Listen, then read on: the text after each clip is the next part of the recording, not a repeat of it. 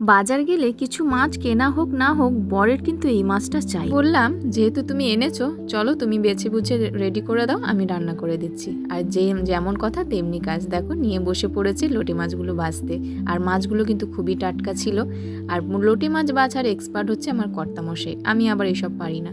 তো চলো আর রেসিপিটা শেয়ার করে দিই তোমাদের সঙ্গে। মাছ ফাছ সব ধুয়ে ভালো করে পরিষ্কার করে দেখো একটা বাটির মধ্যে নিয়ে নিয়েছি বড় জায়গায়।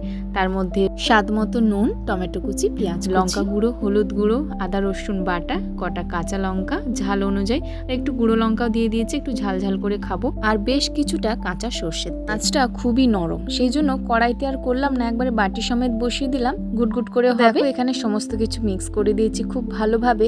এবার দেখো গ্যাসটা জ্বালিয়ে বসিয়ে দিলাম। ব্যাস, তারপরে একটু সময়ের পরে কিন্তু ফুটতে শুরু করে দিয়েছে। বেশি নাড়াচাড়া করিনি, হালকা করে মশলাটা এদিক ওদিক করে দিই, নাহলে মাছগুলো একদম গলে যায়। তারপরে হয়ে গেল আমার রেডি লোটে মাছের বাটির ঝাল। কেমন লাগলো জানিও।